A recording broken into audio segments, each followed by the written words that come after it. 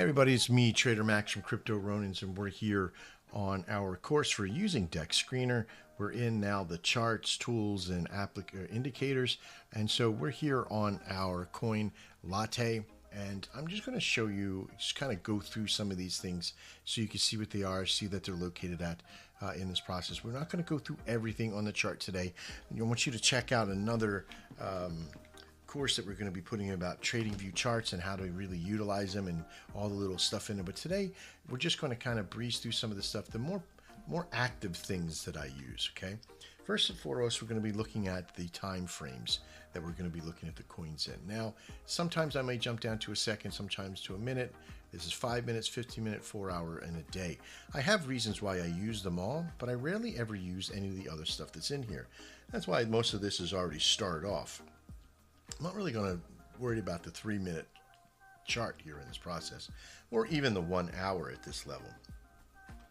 What I do, and I mean, if I wanted to, I could change that. I could simply just put it on, and you see now the 1 hour is right here. If I want to take it off, I can just take it off. If I want to have the 3 days or a week or a month chart on there, I could do that as well. But there's only a limited amount of space there. Next, we're going to look over and we're going to see that there are some different ways to look at the chart's movement and how the price is. So right now, if I scroll really close in fact, let me just grab one of the tools here. We're just going to use that. We're going to pull in. You're going to see that these candles, these are referred to as Japanese candlesticks, okay? And then we're going to have a whole course on how to read this. You know, there's a high, there's a low, there is an all-time high and an all-time low. So when this wick is the price that it got all the way up to this direction, but then it came back down. And the opposite is true when the wick on the candle is at this point. When there's usually a wick up top and a bottom, that means there's just a big battle that did happen.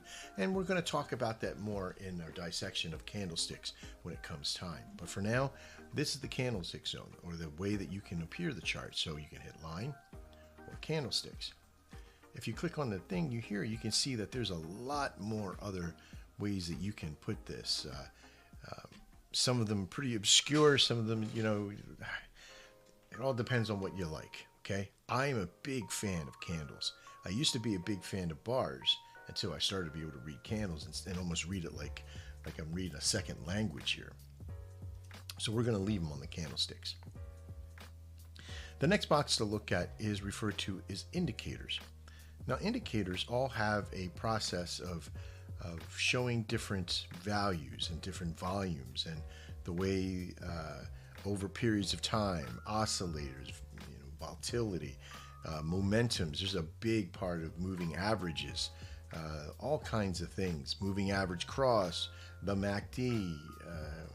There are so many ways to look at the systems here, and you can get lost in here for hours, and you could put 50 things on your, and everything looks so great. Oh my God, I got all this information, and when this line crosses on this line and that line crosses on this, Jesus, there's so much stuff that goes in here, and it's crazy because there's so many opportunities to make our system here convoluted. You know, we just want to take the simple and make the complicated and make it simple.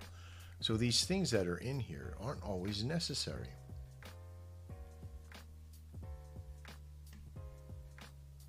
We're going to kill some of these charts. Kill from some of the charts. Now we're back down to the beginning where we just have our volume. I like to have my volume down here. This is the amount of price action that moves through this coin at this particular time. Roll back a little bit and kind of come over to here, and we can kind of see where we're at. Okay, now under the indicators, there's a way that you can save your indicator pattern if you do want to use indicators. In all of my training, I'm not really going to go into the indicator side. We're going to trade what's mostly called price action, which later in this series on this category we're going to be talking about. Next, you can view the chart in a price format or a market cap. Now, the price format has its benefits to be able to know the price of what the coin is at this moment, while the market cap gives you a good read on the process. Now, each one has its own view. So if I use any of the tools later on, okay, on the market cap, When I go over to the price, it's not there. But if I go back to market cap, it's sitting there. Okay? So keep in mind that each one of these has its own view. I never really drop off and use USD or SOL. I always use USD. I don't use SOL. The next box over, I use full time. I use like a full screen sometimes when I don't want to be distracted by everything else. If I just check it again, it goes away. The undo scroll from either side, I could go here like this, and I can undo it and bring it right back to where it was before. The settings, the kick of snapshot, these are all practical applications. Being able to change the way your chart looks and how it behaves. You can change the color. You can get really finite into it. You can change the way the lines look. You can change the way the scale is. You can change even the canvas of the back of it. So you can change from all different colors and everything else. If you want the text to be blue, you know, however you want it. If you're like a person who is doing like videos and stuff and you want it to be a different way, then go ahead. Put it any way that you like at that point. What makes your eyes feel good as well. One of the other good parts here is like take a snapshot. That's right. You can download an image. You can copy it. You can put it in. You can even tweet it out at this point, right? If you've connected your Twitter to the process, just like that, like I have. And I could tweet the actual chart out from that position. So pretty cool. Now, this is the top bar, and we've gotten into some of the indicators, just kind of looking around to see what's what. But down on the left-hand side here is just a tremendous amount of tools that are here as well. My favorite tools, of course, is the trend line.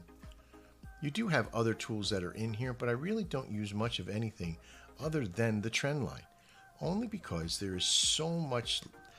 It's like trying to use a screwdriver to be a chisel, right? Like sometimes you don't really need to grab everything out of the toolbox to make it look good on the chart. Maybe sometimes you just need a straight line to kind of show what support and resistance is, right? And we're going to show you once we start doing tools on how to make all these.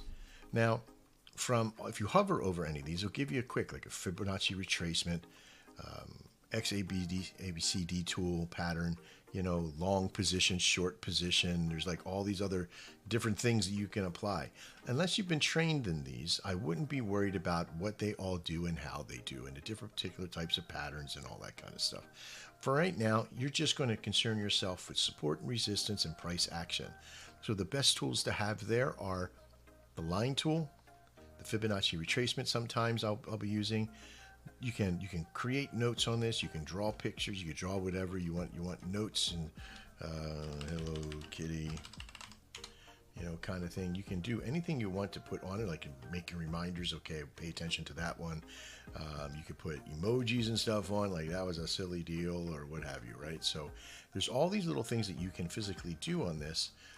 Some of the big ones are, you know, you're going to be looking at how far the part is moved over a period of time. You're going to measure that time out.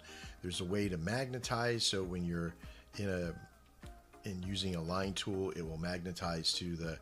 If I click on and I come up here, see how it's sort of off. I can hold down. I can bring my mouse up and hold down, and it's going to go wherever my mouse is here, right? You see where my mouse is going there. If I click magnetize, I can put it on and magnetize it to whatever I want it to go to. Okay, so under here, this is the stay in the drawing mode the whole time. We can be in drawing mode the whole time in the process. So, but we don't need to have it on. We're not going to take the magnet on. We can lock the chart so nothing can be drawn. And then we can hide all drawings and bring them right back. And we can, of course, delete them all. If you did make a mistake, you can just hit Control Z and it'll bring them all back. But you can also click the show and show what you want to show and what you don't. Like, I don't really want the trend line on there anymore. Text is no more fun for me. I don't like the big fat face. I'm going to remove the brush to happen and just leave those three things on right there. Okay, you have the price side scroll bar. We'll teach you how to use this, how to get in and out, but it's pretty intuitive on how to get there. There's other ways of using your mouse scroll wheel to be able to get into the process there and show.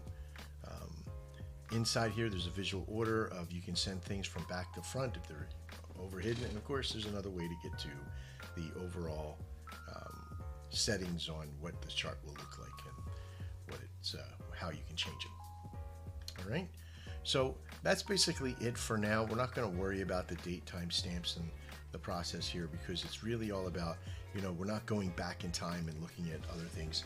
Back in the day when we were doing price action trading and testing and back testing and all that stuff, we don't really need all the rest of the stuff. We're not going to use 80% of the tools and probably zero the indicators in this process, but I am going to show you some tricks in the next videos on how to snap lines where they need to be to check trend and go for that process.